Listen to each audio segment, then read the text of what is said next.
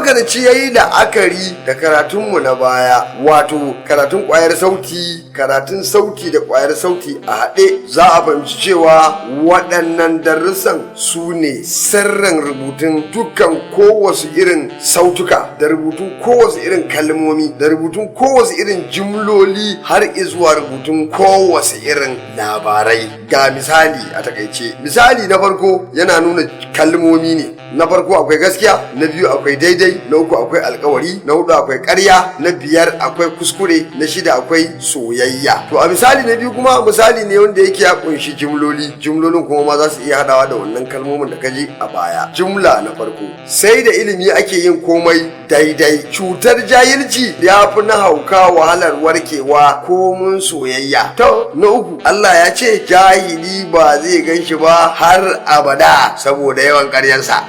To ga misali na uku inda ake nuna yadda ake hada labari, wato ta hanyar kila yin amfani da kalmomi ko jimloli. Misali gashi: wata rana ina zaune ina jan casbi, aka yi wani zance mai sa jibi akan ilimi kuma har da ladabi, da yarda matasa ke azarbabi saboda rashin ilimi da ladabi. To kaji, wannan labari ne wanda shi kuma ka ji abin da ya kunsa. Wata rana ina zaune ina jan casbi, aka yi wani zance mai sa jibi akan ilimi kuma har da ladabi, da yarda matasa ke azarbabi saboda rashin ilimi da ladabi. Kaga ya kamata kenan a karanta wannan littafi babi.